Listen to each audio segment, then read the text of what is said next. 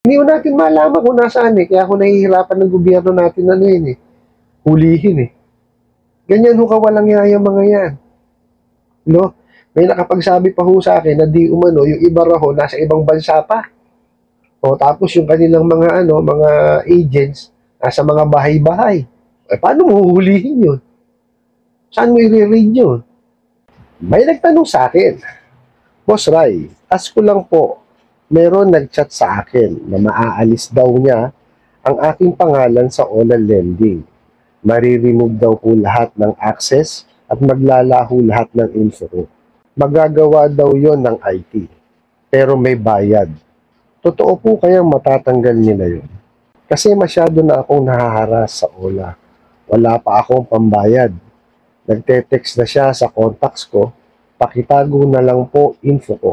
Salamat po sa sagot. Alright, napakagandang katanungan po nito, no? Maraming salamat po sa inyong pagpapadala ng mga katanungan, no? Pero bago natin sasagutin, imbitahan ko muna sana kayo na pakisuportahan po yung aking mga social media account sa YouTube, Facebook, and TikTok.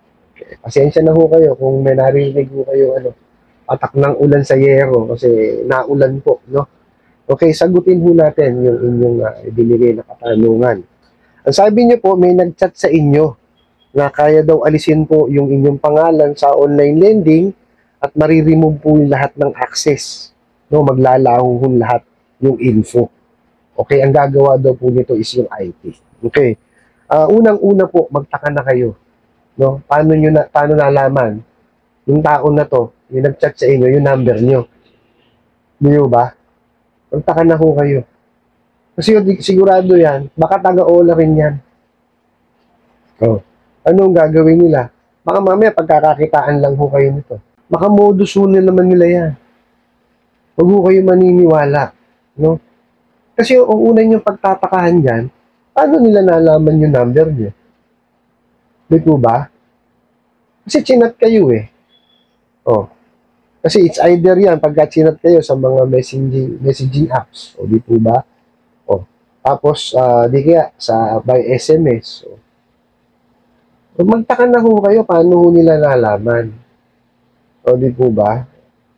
Kasi, sino ho magbibigay sa kanila ng information ninyo? Yung contact details po ninyo. Di po ba? So, yung mga OLA rin po yan. O di po ba? Pagka ho ganyan, huwag niyo paniniwalaan. Sila-sila rin po yan. Modus din ho nila, sila-sila rin ho yan. O nakita niyo, may bayad daw po. O di ba? Pagkakakitaan lang kayo. O di po ba? Huwag niyo na kung ibaon yung sarili niyo pa dyan sa mga kawalangyaan niya mga yan. Panibago na naman nilang modus yan. O di po ba? Eh, kayo na rin noon nagsabi. Di po ba? Ala pa kayong pambayad. Oh. Ganito na lang ho gawin ninyo, no? Ipunin niyo na lang po yung yung pera ninyo, no? Na ipangbabayad niyo sana para maalis diyan sa yung access niyo diyan sa mga yan. Huwag niyo na silang patulan. No po, ipunin niyo na lang yung pera ninyo, no? Hanggang sa mabuo po ninyo yung halaga na dapat ninyong bayaran. Ibig ko po ba sabihin, kasi nakaranas naman kayo ng harassment, di po ba? Bayaran nyo na lang po yung principal tsaka interest. O, kung magkano man ho yung halaga nun, yun na lang po ang ipunin po ninyo. Tapos, bayaran nyo po siya ng one shot. Okay? Pag nabayaran nyo siya ng one shot, i-message nyo po sila, i-email nyo, i-screenshot nyo po yung proof of payment o picturean po ninyo, send nyo sa kanila, tapos nakamo ko sa obligasyon sa inyo. No? Tapos, so, yun yung time. Pag nakabayad na kayo, yun yung right time, magpalit na kayo ng SIM card.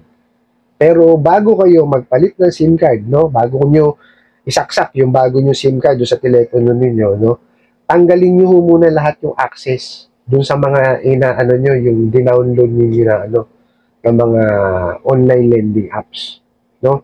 May mga tutorial po niyan sa YouTube, Facebook, tsaka sa TikTok, no, kung paano tatanggalin. Ngayon, kung talagang nahihirapan kayo, i-reformat ninyo. Sa tingin ko, pag reformat ninyo, tanggal lahat yun. Kasi, lahat ng back to zero yun eh. Di ba, pag reformat nyo, yun yung pinaka-safe. Pero bago nyo gawin yun, yung mga information na nandun sa nyo, i-save nyo sa sa ibang sa ibang lagakan para ho meron kayong backup. Di po ba? So, kasi baka mamaya may mga importante ho kayong detalye dun sa sa telepono ninyo, mawala lang pag ni-reformat ninyo. Di po ba? Pero yun ho ang safest way, no, para mawala yung access ng mga OLA, no, dun sa inyong telepono. Kasi ang hinak po ng mga OLA, yung pong telepono ninyo, hindi po yung SIM card. No? So, pag nagpalit kayo ng SIM card, bago nyo isaksak doon sa telepono ninyo, it's either patanggal nyo yung ma-access, bago nyo burahin, or i-reformat nyo po yung inyong telepono. Pero make sure po, nakapag-backup na kayo ng file nyo, no, doon sa telepono. Kasi baka mamaya, may mga importante nga kayong kailangan doon sa telepono nyo na yun. No, yun ho ang safest way. No, tapos, so, make sure po, no, na yung inyong mga social media account is secure. Kasi ang gagawin niya mga bugok na OLA na yan, dahil nga, inaasahan yan, babayaran yun lahat binayaran nyo lang ho kasi yung principal tsaka yung interest.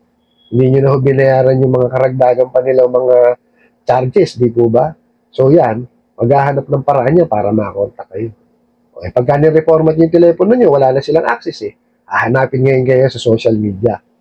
Ngayon, isecure nyo ho yung mga social media nyo po. So, siguraduhin nyo pong hindi kayo mahahanap niya. May mga tutorials din po niyan sa YouTube, Facebook, saka sa TikTok kung paano nyo isi-secure yung inyong mga social media. Ano po?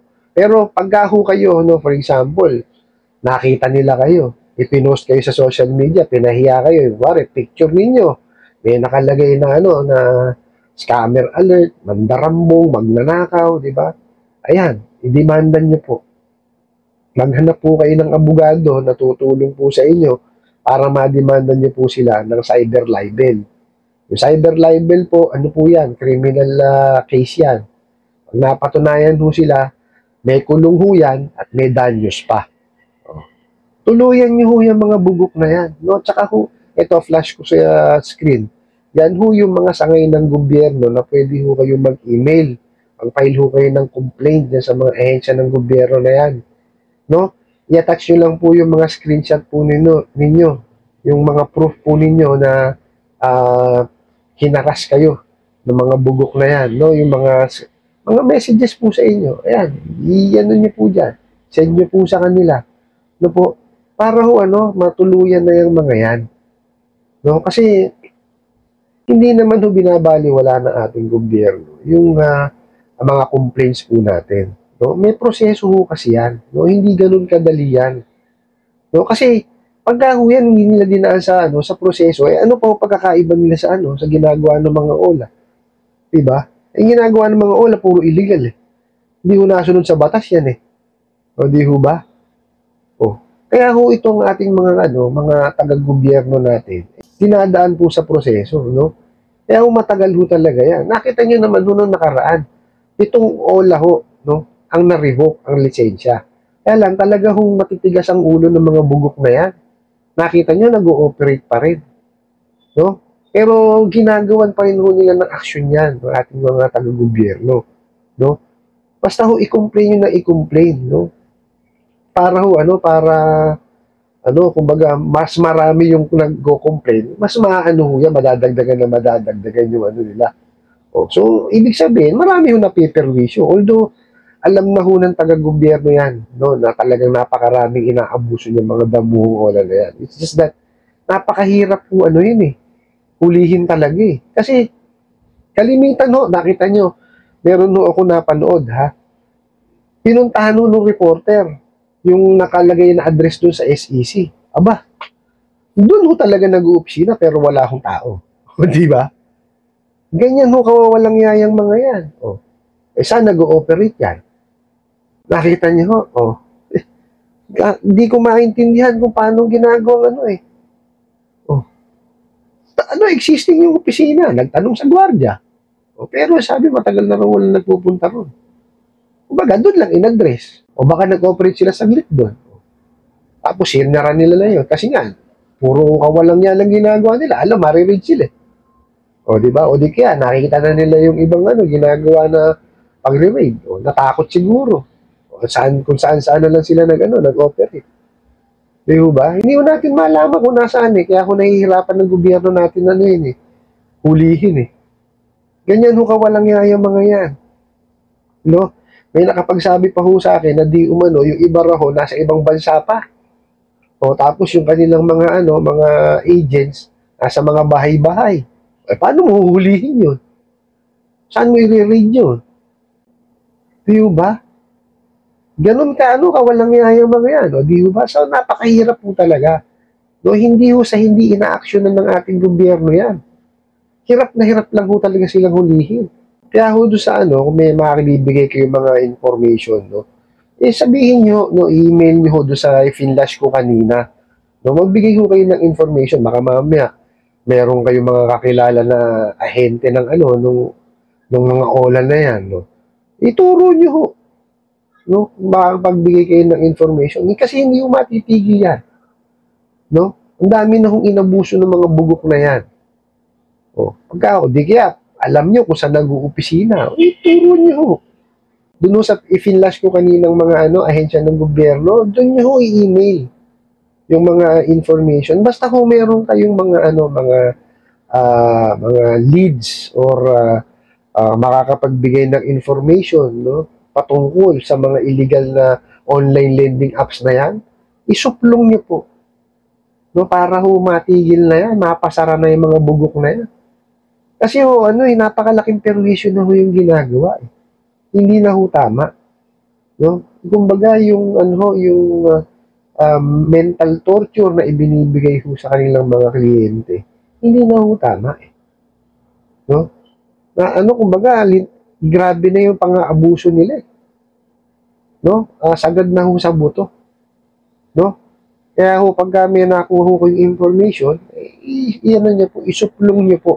No, isumbong niyo ho, no, dun sa mga kinauukulan, no, sa mga law enforcement po natin, no, pwede ho dyan, sa SEC, sa National Privacy Commission, sa lahat po ng sangay ng gobyerno na po pwedeng tumulong sa atin para masuplong ho yung mga yan. No? Kasi, hindi ho tama yung ginagawa nila. Nakita niyo, tama ba yun? May opisina nga nakalagay. O, tama yung address. Pero nung pinuntahan, alam, ala naman tao. O, di ba? Grabe yung ano, ginagawang pandaraya. O, di ba? Hindi lumalaban ng parehas eh. O, so, ganun ho ang gawin natin. No? Magtulong-tulong ho tayo para matigil na ho yung kalokohan nitong mga damuhong ola na to. I hope nasagot ko po itong katanungan na to, no? At sana po ay makatulong. Maraming salamat po sa inyong walang sawang pagsuporta at panonood sa aking mga videos. Maraming salamat po sa inyong pag-like, pag-share, pag-comment at pagtatanong. And kunin ko na rin po itong opportunity na to para imbitahan po kayo na pakisuportahan po yung aking mga social media account sa YouTube, Facebook, and TikTok. Hanggang sa muli po, yun lang.